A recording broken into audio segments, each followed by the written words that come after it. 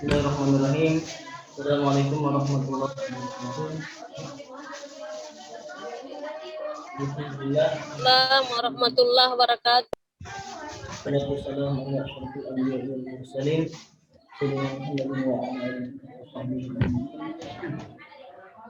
Alhamdulillah, kita senantiasa Allah Subhanahu wa taala kita masih mendengarkan untuk melaksanakan salah satu tugas kita yaitu tugas semata kuliah pengembangan pembelajaran PAI berbasis IT. Kemudian kami dari klaster 1 mengucapkan terima kasih kepada teman-teman yang sudah bergabung mengikuti pertemuan sumber.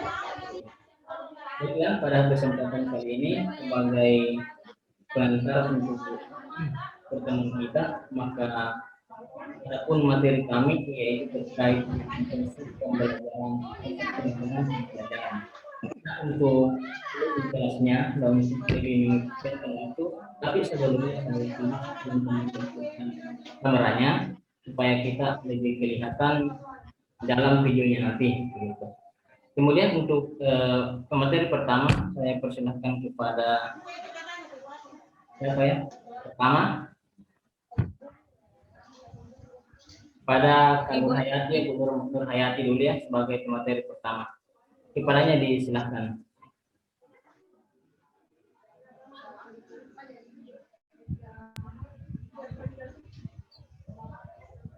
Terima kasih. Assalamualaikum warahmatullahi wabarakatuh. Waalaikumsalam warahmatullahi wabarakatuh. Ya, bersyukur kepada Allah dengan sama-sama mengucap alhamdulillah, bersalawat kepada Nabiullah dengan bersama-sama mengucap Allahumma salli ala Sayyidina Muhammad wa ala ali Sayyidina Muhammad. Baik Bapak Ibu, jadi permohonan maaf saya apabila mungkin suara saya tidak terlalu kedengaran karena lagi menuju ke Kota Pinang, ke kantor Kemenak, tapi insya Allah akan dimaksimalkan. Jadi pada siang hari ini kita akan membahas tentang pengertian pengembangan pembelajaran. Pengembangan adalah suatu usaha untuk meningkatkan kemampuan teknis, teoritis, konseptual, dan moral sesuai dengan kebutuhan melalui pendidikan dan pelatihan. Pengembangan adalah suatu proses mendesain pembelajaran secara logis, sistematis dalam rangka untuk menetapkan segala sesuatu yang akan dilaksanakan dalam proses kegiatan belajar dengan memperhatikan potensi dan kompetensi peserta didik. Nah, di sini saya akan menjelaskan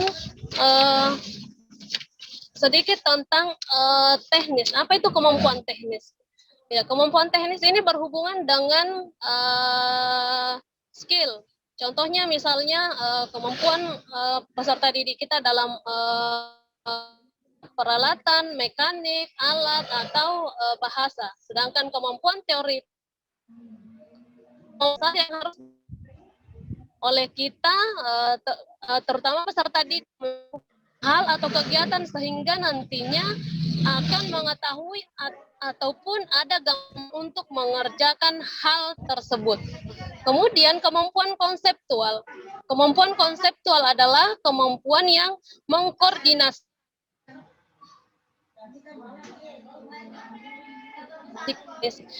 Kemudian kemampuan moral adalah kemampuan untuk memahami benar dan salah dan pendirian yang kuat untuk berpikir, berperilaku sesuai dengan nilai moral.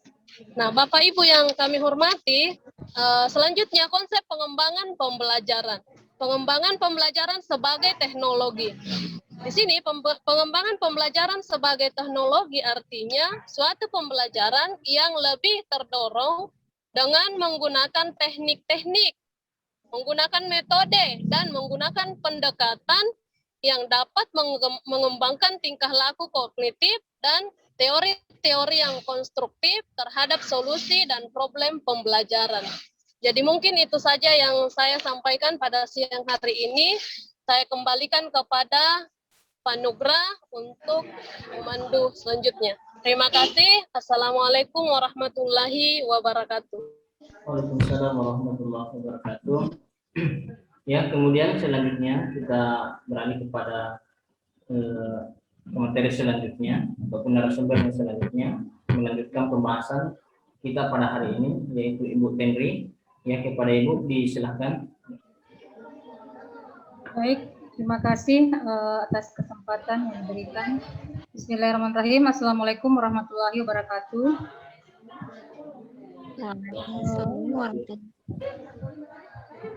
Terkait dengan pengembangan konsep pembelajaran, di sini saya akan membahas tentang pengembangan pembelajaran sebagai suatu sistem. Pengembangan pembelajaran sebagai suatu sistem artinya sebuah susunan dari sumber belajar, dari sumber-sumber dan prosedur-prosedur untuk menggerakkan pembelajaran. Pengembangan sistem pengajaran melalui proses yang sistematik selanjutnya diimplementasikan dengan mengacu pada sistem perencanaan pembelajaran. Adapun dimensi-dimensi pengembangan pembelajaran yaitu signifikan, feasibilitas, relevansi, kepastian, ketelitian, dan adaptabilitas. Selanjutnya yaitu faktor dan waktu, monitoring, isi pembelajaran. Pembelajaran sebagai suatu sistem tersusun atas berbagai komponen. Komponen-komponen pembelajaran tersebut terdiri dari tujuan pembelajaran, materi pembelajaran, metode pembelajaran, media pembelajaran, dan evaluasi pembelajaran. Kelima komponen tersebut saling berkaitan dan terpadu satu sama lain. Berikut penjelasan dari kelima komponen tersebut. Salah satunya yaitu tujuan pembelajaran. Pada dasarnya, tujuan pembelajaran yaitu menentukan apa yang harus dicapai dan tidak memberi petunjuk bagaimana proses belajar mengajar akan dilakukan. Tujuan umumnya ini sering mencakup hasil belajar dalam ketiga domain yaitu kognitif, afektif, dan psikomotorik. Tujuan pembelajaran untuk peserta didik dapat mengarahkan proses belajar, dapat mengukur sejauh mana mereka telah mencapai tujuan yang diinginkan, dapat meningkatkan motivasi karena mahasiswa ataupun anak didik mengetahui tingkat keberhasilan di dalam proses belajar. Selanjutnya, metode pembelajaran. Metode mengajar sangat banyak dan bervariasi. Menurut Ali, ada dua pendekatan yang digunakan dalam hal ini, yaitu pendekatan kelompok dan pendekatan individual. Pendekatan kelompok pada umumnya ditujukan untuk membimbing kelompok agar belajar, sementara pendekatan individual memungkinkan setiap siswa dapat belajar sesuai dengan bakat dan kemampuan masing-masing. Dari beberapa metode di atas yang telah saya sebutkan tadi, masing-masing metode mempunyai kelemahan dan kelebihan sendiri-sendiri. Kendati pun demikian, tugas kita sebagai seorang guru adalah memilih berbagai metode yang tepat untuk menciptakan proses belajar mengajar. Ketepatan penggunaan metode mengajar sangat bergantung kepada tujuan, isi, proses belajar mengajar, dan kegiatan belajar mengajar.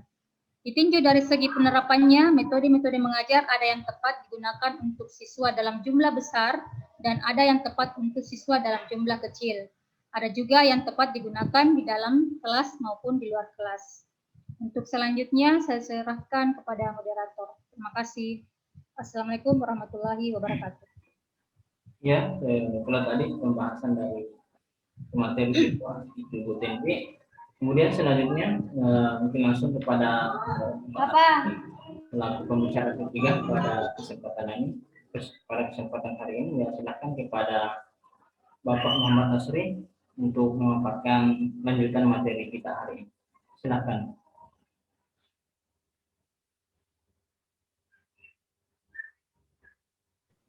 Terima kasih atas kesempatan diberikan moderator. Baiklah, saya akan melanjutkan pembahasan hari ini mengenai pengembangan pembelajaran sebagai suatu sistem. Nah, pengembangan pembelajaran sebagai suatu sistem artinya sebuah susunan dari sumber-sumber dan prosedur untuk menggerakkan pembelajaran. Pengembangan sistem pengajaran melalui proses yang sistematik. Selanjutnya diimplementasikan dengan mengacu pada sistem perencanaan pembelajaran. Pengembangan pembelajaran sebagai disiplin. Pengembangan pembelajaran sebagai disiplin artinya cabang dari pengetahuan yang senantiasa memperhatikan hasil-hasil penelitian dan teori tentang strategi pengajaran dan implementasinya terhadap strategi tersebut. Adapun pengembangan pembelajaran sebagai sains. Pengembangan pembelajaran sebagai sains artinya mengkreasi secara detail spesifikasi dari pengembangan, implementasi, evaluasi, dan pemeliharaan akan situasi maupun fasilitas pembelajaran terhadap unit-unit yang luas maupun yang lebih sempit dari materi pelajaran dengan segala tingkatan kompleksitasnya. Lanjut, langkah-langkah konsep pengembangan pembelajaran yang insya Allah akan dilanjutkan oleh pemateri berikutnya. Saya kembalikan kepada moderator. Ya. Oke, ini tadi tambahan ataupun materi dari Bapak Muhammad Asri. Selanjutnya pemateri yang terakhir yaitu Ibu Rizka Cahyani ya untuk melanjutkan materi atau mungkin materi terakhir ya kepada Ibu disilakan.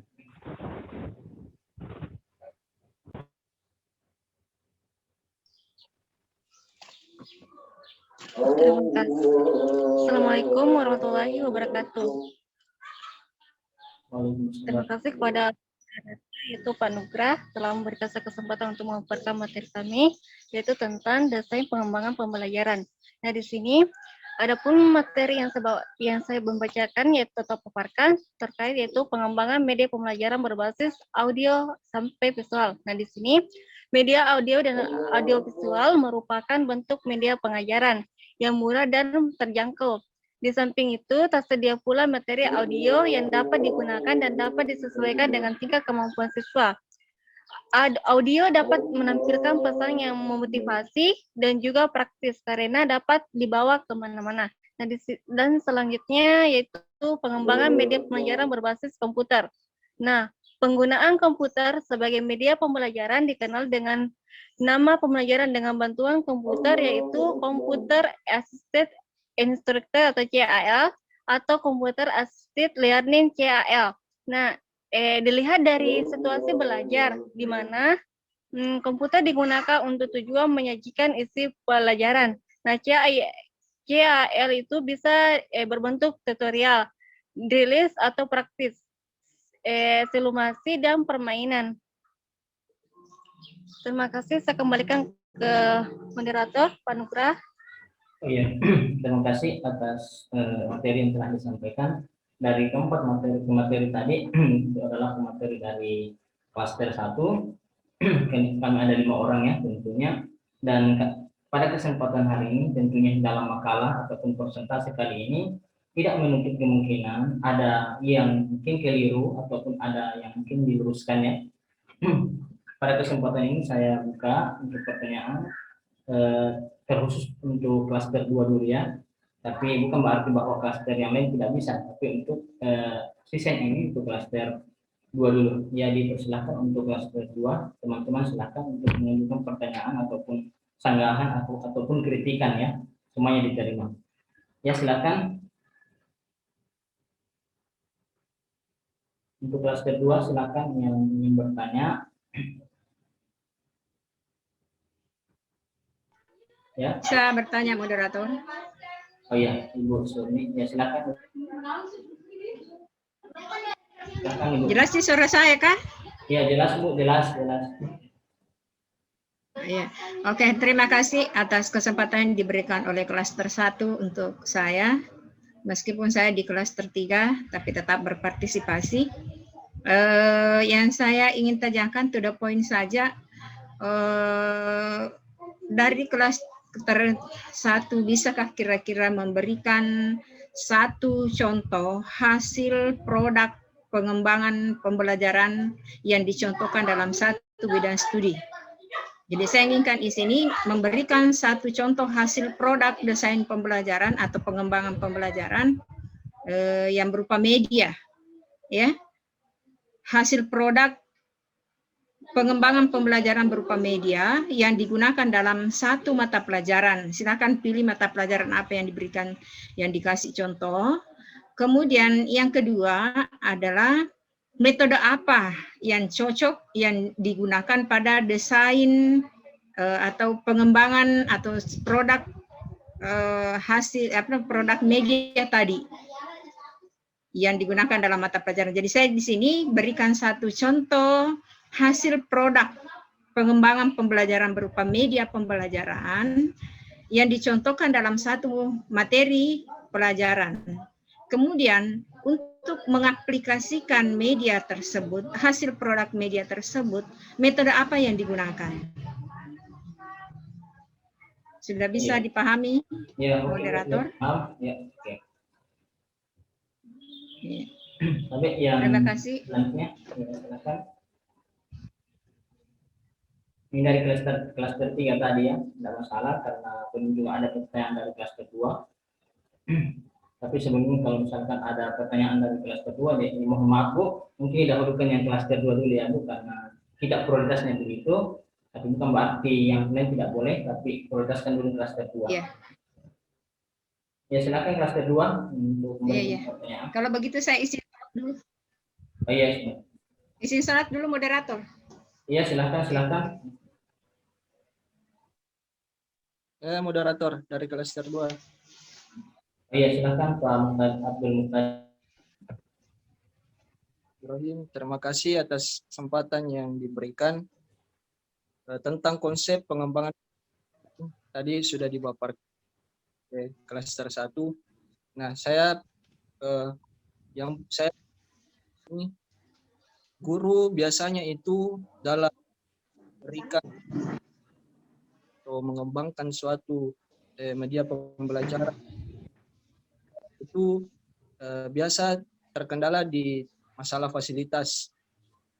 Nah, kemudian masalah ilmu pengetahuan, artinya masih ada guru yang kurang dalam hal itu. Nah, yang saya pertanyakan, Maaf Pak, terputus-putus suaranya. Ya, yang di pertanyaannya tadi.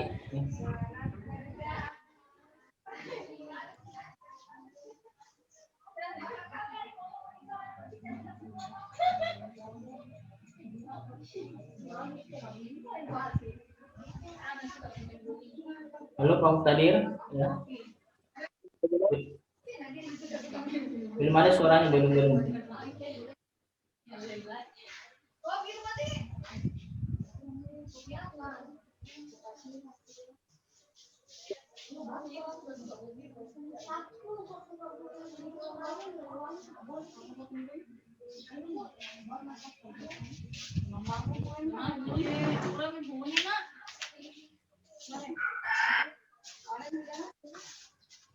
Mungkin ibu tuh mereka semuanya hitungan. Jangan kita yang kurang suci kasihan. Semua boleh anak-anak yang datang.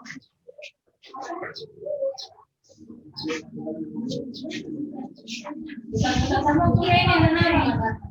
halo, sudah jelas suaranya? Tunggu dulu karena Bu Sumiati sakit ini.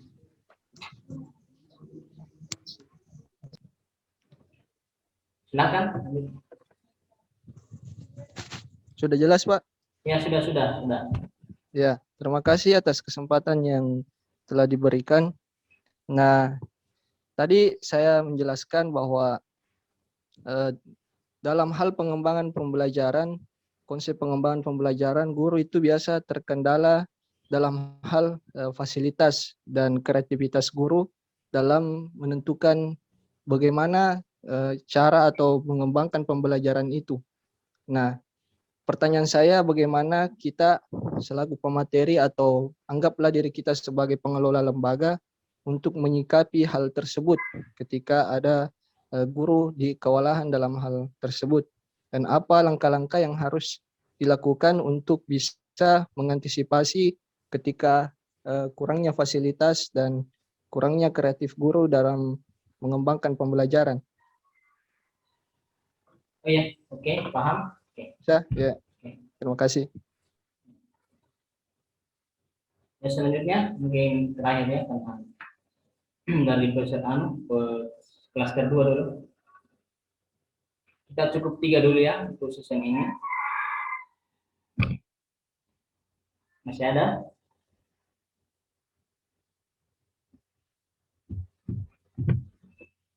Kalau sudah tidak ada, ya sambil menunggu teman-teman yang bertanya, mungkin pertanyaan dari Pak Kadir sudah bisa dijawab pada kesempatan ini dan kepada untuk pemateri, ya mungkin sudah bisa dijawab sebelum ada pertanyaan lagi.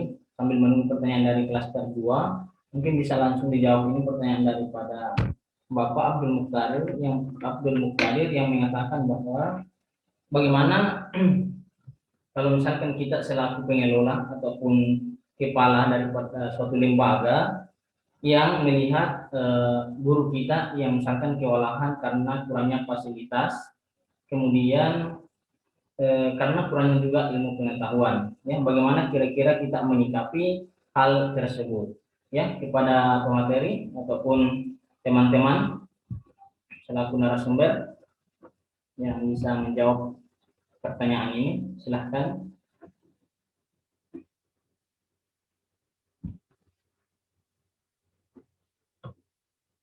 Mas Sri atau Ibu Henry atau Kang Hayati? Ya. Ya? Saya Pak. Ayo silahkan. Bu Nur Hayati. Ya, terima kasih. Terima kasih. Assalamualaikum warahmatullahi wabarakatuh. Waalaikumsalam warahmatullahi. Terima kasih pertanyaan dari Pak Abdul Muktadir. Jadi terkait dengan fasilitas dan sumber daya manusia atau jadi pada prinsipnya kita tidak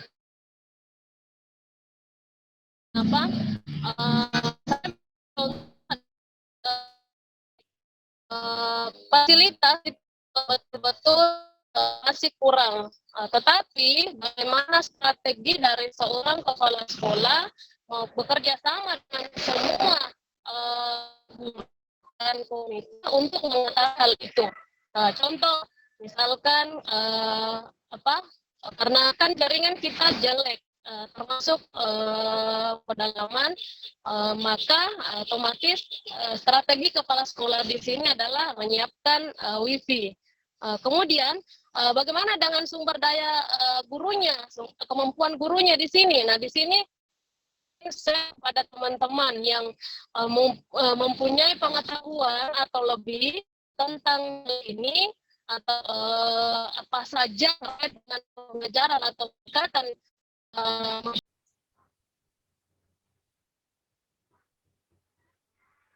Ibu Nur Hayati, penjelasannya tadi yang kedua ya, belum selesai tadi kayaknya itu, silahkan dilanjut penjelasannya karena terputus tadi.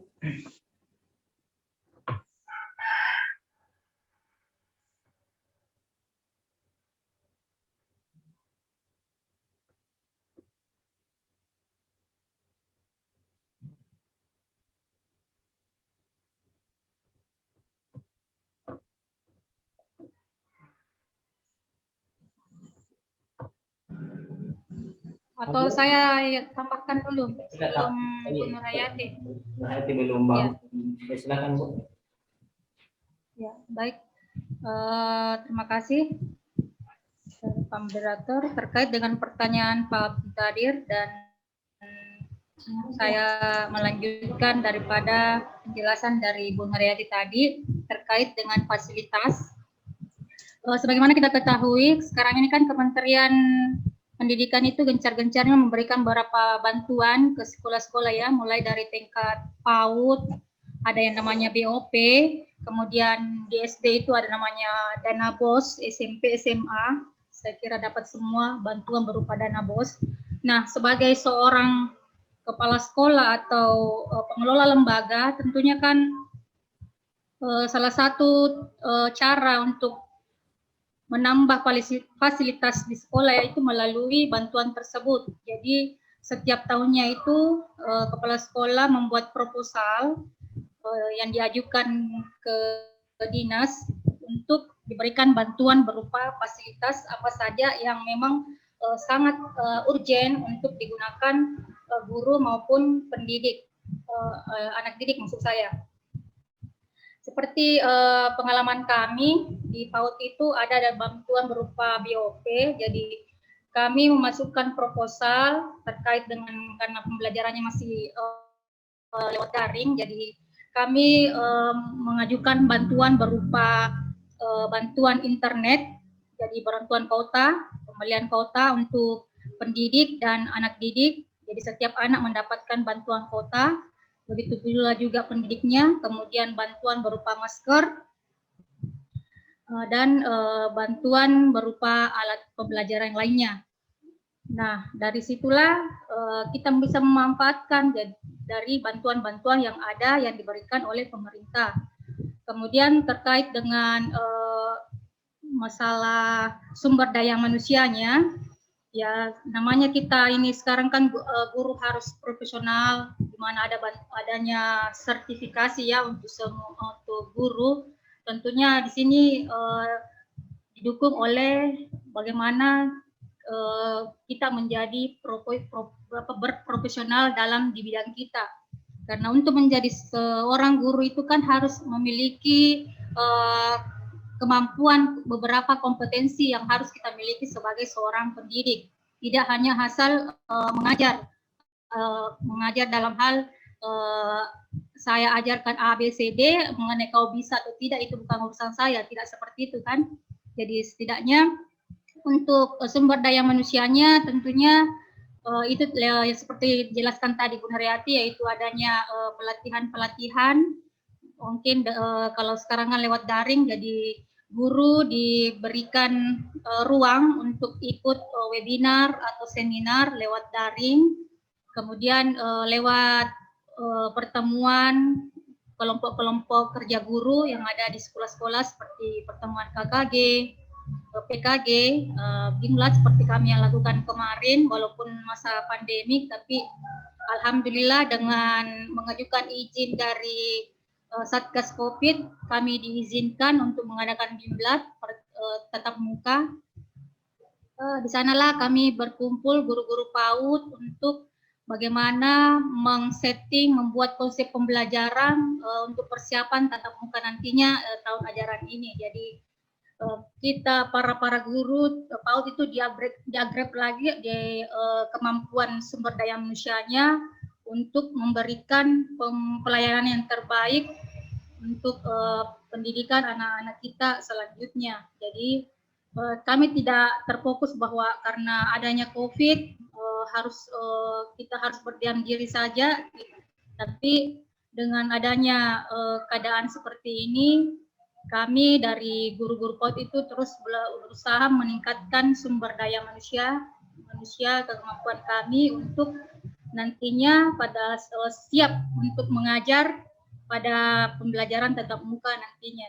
Jadi banyak cara sih sebenarnya kalau memang kita benar-benar lillahi ta'ala ya untuk mendidik dan membimbing anak-anak kita. Kalau kita ikhlas, insya Allah ada saja jalannya. Ya, karena tidak bisa kita pungkiri juga, ada sebagian guru yang memang hanya sekedar menggugurkan tugas saja. Jadi artinya dia ke sekolah ya karena saya ini seorang guru, apalagi kalau seorang PNS, sekedar datang, selesai, sudah pulang. Ada juga seperti itu. Tapi semoga di sini tidak ada yang seperti itu ya. Benar-benar kita ini ikhlas untuk memang tujuannya untuk mendidik, membimbing, dan mengharapkan nantinya anak-anak yang hasil didikan kita itu bisa menjadi penerus untuk generasi bangsa, untuk memajukan negara kita menjadi negara yang lebih kondusif, lebih cerdas ke depannya, seperti itu. Terima kasih. Ya, tadi tambahan dari Bu Tengge memetakan bahwa ada beberapa dalam lembaga, saya memberikan tadi salah satu contoh bahwa termasuk di lembaganya tempat dia mengabdi, yaitu ketika ada bantuan dari pemerintah itulah yang akan dimanfaatkan kemudian didistribusikan kepada peserta didik. Kemudian bagaimana ketika guru yang mengalami misalkan mengalami kekurangan ataupun masalah di ilmu pengetahuan, maka tentunya kepala sekolah ataupun lembaga akan mengadakan beberapa pelatihan, ya termasuk tadi misalkan LGMP misalkan seperti itu, atau ada beberapa tadi contoh yang disebutkan Ibu. Nah, mungkin ini di penjelasan tambahan dari Bu Henry, dan saya tanya kembali kepada si penanya, kepada Bapak Mustahil, bagaimana dengan jawaban dari narasumber? Ya, terima kasih. Tadi sudah dijawab panjang lebar dan banyak pengalaman dan solusi-solusi yang diberikan. Saya rasa sudah cukup untuk memberikan solusi dan pengalamannya. Terima kasih. Oke, terima kasih banyak atas pertanyaan dari Bapak. Kemudian pertanyaan tadi dari Bu Surniati ya, mengatakan ya mungkin bisa teman-teman persiapkan jawaban, yaitu bagaimana kita ini bisa memberikan satu contoh produk desain pembelajaran, pengembangan desain pembelajaran dalam suatu mata pelajaran ya. Ini adalah bagaimana salah satu contoh produk ya yang diminta Ibu, ini bagaimana salah satu contoh produk ataupun karya yang telah ada dalam zaman sekarang ini yang dapat kita berikan contohnya ya. Kemudian metode apa yang cocok kira-kira dengan adanya pengembangan desain pembelajaran ini dengan menggunakan ataupun desain itu, ataupun metode apa yang paling cocok ya, maksudnya Ibu ini kira-kira apa yang cocok Ibu ataupun Bapak-bapak dari narasumber untuk bisa memberikan jawaban terkait dengan pertanyaan Ibu Surni. Ya begitu ya pertanyaan Ibu Surni. Ya, betul. Ya, silakan terus tabik kepada teman-teman dari narasumber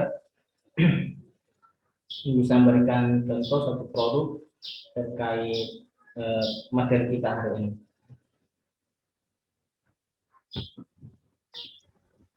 Agak sedikit. Iya, silakan Ibu Rizka ya. Silakan. Tapi saya sedikit menjawab pertanyaan dari Sumarnati, yaitu bagaimana maksudnya apa kayak produknya dia, maksudnya bagaimana hasilnya mengenai dengan metode apa yang digunakan dan cara mengaplikasikannya.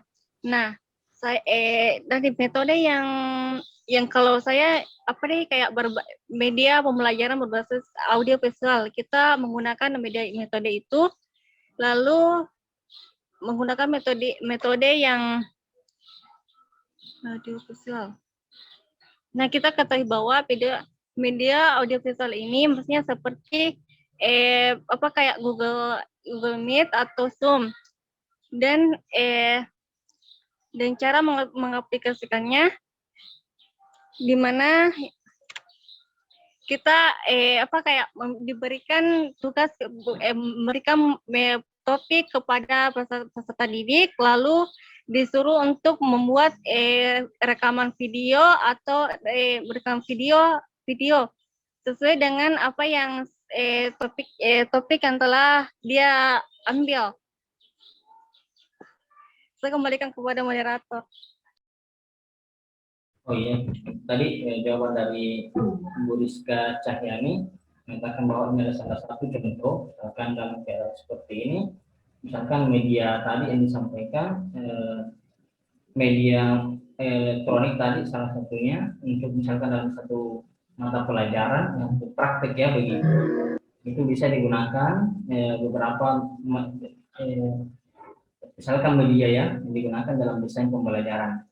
Misalkan di LCD ya, saya juga tambahkan bahwa LCD itu juga bisa digunakan dengan menggunakan metode demonstrasi, apalagi dalam misalkan dalam mata pelajaran fikih, misalkan praktek sholat, itu bisa digunakan dalam metode demonstrasi untuk pengembangan pembelajaran. Kenapa demonstrasi? Karena kita selaku guru lah yang akan dilihat nanti selaku panutan oleh peserta didik, sehingga apa yang telah kita praktekkan itu mereka dapat melakukan. Nah, itu salah satu metode yang, salah satu contoh yang baik ataupun salah satu metode yang bagus. Kemudian ada juga metode sebenarnya setelah itu banyak sekali metode yang bisa kita lakukan, misalkan bermain peran misalkan, itu juga dapat kita gunakan. Caranya bagaimana? Dalam praktek misalkan dalam fikih, maka salah satu caranya kita adalah bagaimana setelah melakukan praktek, maka kita bermain peran. Maksudnya bermain peran adalah kita menyiapkan tugas kepada peserta didik untuk mengambil posisi ataupun misalkan praktek sholat yang pada mata pelajaran fikih misalkan, ini sudah dapat kita langsung praktekkan. Kenapa bermain peran? Di situ kan ada peran praktek untuk sholat. Nah, gerakannya seperti apa? Itu langsung bisa digunakan dengan menggunakan media LCD misalkan proyektor. Ini kan semua merupakan pengembangan pembelajaran. Ya, mungkin bisa disimak tadi beberapa penjelasan dari Ibu Rizka, dan siapa tahu mungkin masih ada tambahan dari teman-teman yang lain. Saya tambahkan. Ya, silakan Bisa? Ibu Henry. Ya, terima kasih. Terkait dengan yang telah disampaikan tadi Pak Nugra, saya cuma menambahkan sedikit. Ada keterkaitan ya dari penjelasannya tadi, yaitu salah satu produk ataupun metode yang bisa kita gunakan dalam pembelajaran, khususnya pembelajaran agama Islam pada masa sekarang ini, yaitu proyek membuat produk, dalam artian bahwa seorang guru kelas memberikan suatu tugas kepada anak didik, yaitu membuat proyek yang berbentuk produk, misalnya dalam hal tata cara berwudu. Jadi kita memberikan waktu kepada anak didik kita, waktu misalkan sepekan atau 2 pekan untuk membuat bersama orang tuanya, membuat video yang didokumentasikan nantinya di grup, itu cara-cara berwudu yang baik, bagaimana cara berwudu yang baik, kemudian anak yang melakukan dibantu orang tuanya untuk membuat videonya, kemudian disertakan dengan fotonya. Jadi salah satu teknik dalam pembelajaran media itu bisa kita gunakan, yaitu teknik proyek ya, proyek membuat produk. Jadi dengan menggunakan video tadi. Jadi kemudian setelah itu kita memberi tugas juga kepada anak-anak untuk mencatat langkah-langkah daripada pembuatan video tersebut. Misalkan dari tata cara berwudu itu apa dulu yang dilakukan, apakah kita harus dulu berniat, dari niatnya, terus gerakannya seperti apa. Nah, itu saya kira bisa kita gunakan sebagai salah satu contoh produk yang kita gunakan dalam pembelajaran PJJ ini, khususnya pendidikan agama Islam. Itu dari saya. Terima kasih. Itu tambahan dari baik teman dari Bu Henry. Jadi bagaimana dengan, mungkin saya langsung kembali kepada Ibu Suni, bagaimana dengan jawaban dari narasumber? Mungkin ada yang ditanggapi? Ya, saya segera seperti itu. Terima kasih. Silakan dilanjut. Ya, terima kasih banyak kepada Ibu Sumiati yang telah memberikan pertanyaan. Ya, bagaimana mungkin terakhir ya dari klaster 2? Ada yang ditanyakan karena kita juga terburu waktu ini, dan apalagi kita siap-siap untuk di mata kuliah PJJ ya. Bagaimana teman-teman dari klaster 2? Berikan kesempatan untuk satu kali lagi.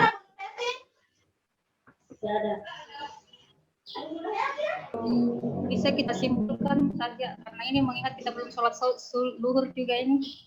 Karena belum ada, jadi mungkin saya langsung sampaikan.